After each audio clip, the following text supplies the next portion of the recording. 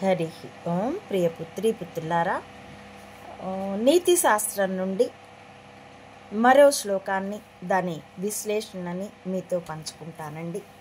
చూసే పఠిస్తున్నాను, కొనసాగిస్తున్నాను. ఉత్తమే క్షణకోపం స్యాత్, మధ్యమే ఘటికాద్వయం, అధమేతం అహోరాత్రం, పాపిష్టే మరణాంతకం. కోపం అన్నదాని స్థాయి, నిజానికి కోపం, క్రోధం, క్రుద్రత ఇవి స్థాయి భావాలు.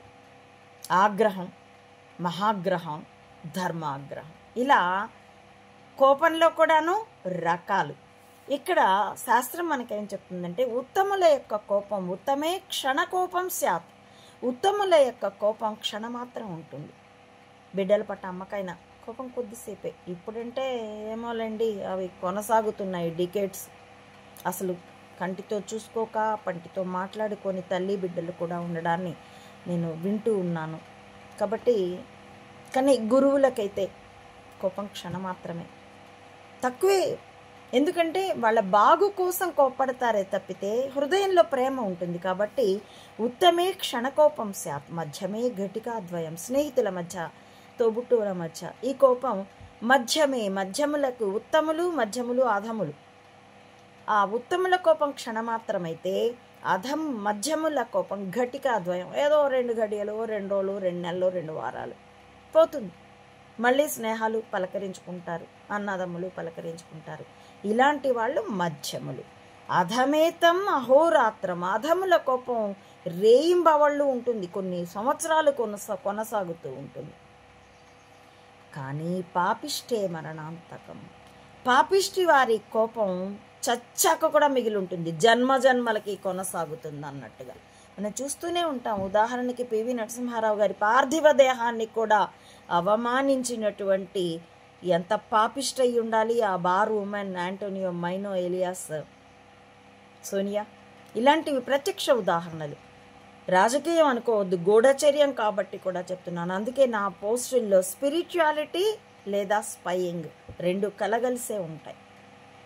కాబట్టి ఎవరు ఉత్తములో, మనలో మనం ఉత్తమ లక్షణాన్ని పెంచుకుంటూ వెళ్ళాలి. కోపం గనక మనకి కొనసాగుతూ ఉంటే అది వ్యక్తిగత కారణాలైతే, అందుకే దానికి మనకి శాస్త్రం కూడా ఏం చెప్తుందంటే, ఎదుటివాడి కారణంగా కలగలేదు నీకు ఈ కష్టం, కాబట్టి ఎదుటివాడి మీద కోపం పెంచుకోకు. వాడి నెపాన నీ కర్మఫలం నీకు ఇవ్వబడింది, కాబట్టి నీ కష్టానికి నీవే కారణం. పూర్వజన్మల్లో నువ్వు ఎగురుకుంటూ నవ్వుతూ చేసిన దాని కర్మఫలం ఇప్పుడు అనుభవిస్తున్నావు. కాబట్టి వేడెవడో నీకు చేతబడి చేయించలేదు, వేరెవరో నీ మీద పితూరీలు చెప్పలేదు. అవన్నీ కారణమాత్రాలు, నిమిత్త కారణాలు. నీ కర్మఫలమే నిజమైన కారణం.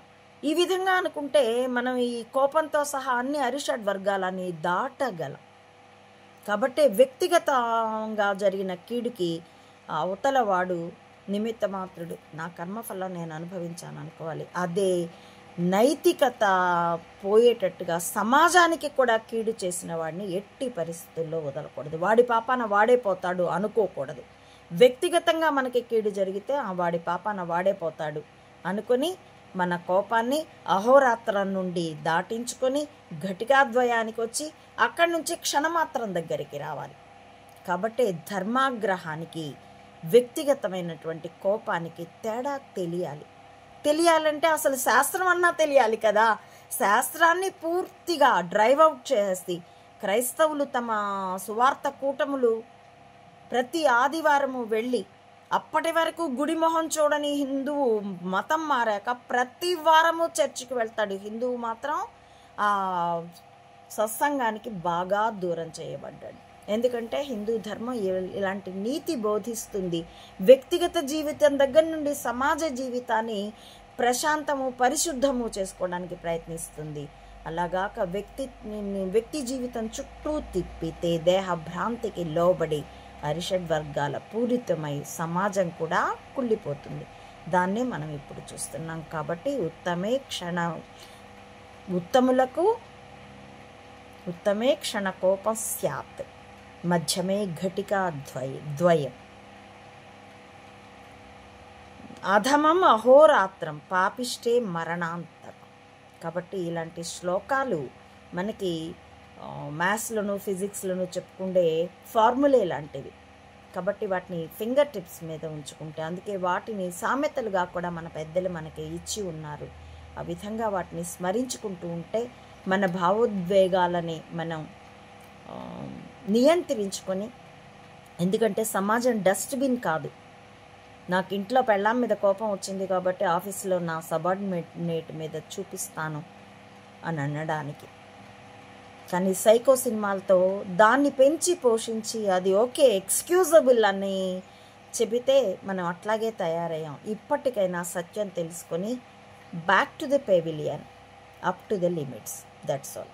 చెక్ యువర్ సెల్ఫ్ అని నేను ప్రతి పుత్రులకు చెప్తున్నానండి. నా ఈ వీడియోల కంటెంట్ మీకు పరిశీలనార్హమే అనిపిస్తే please like, share and recommend my channel to others as well. Subscribe it. Please support Ammaodi Mata Anantananda to spread the truth of either spying or spirituality up to the roots of this society as well. Support me financially also to win this war with wisdom as weapon. www. ఈ మెదళ్ళే ఆయుధాలుగా యుద్ధంలో పాలు పంచుకోవాల్సిందిగా ప్రియ పుత్రులందరినీ రాజకీయాలకి కులమతాలకి అతీతంగా స్వాగతిస్తున్నానండి. Thank you for watching.